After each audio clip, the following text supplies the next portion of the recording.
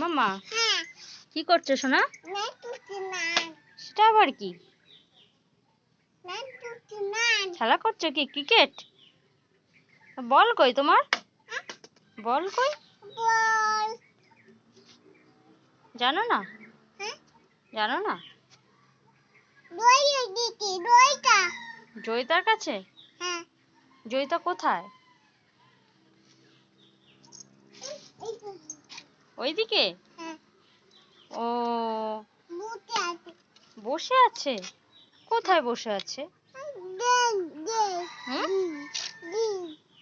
কই নেই তো, এখানে তো কোথাও বসে নেই। নেই?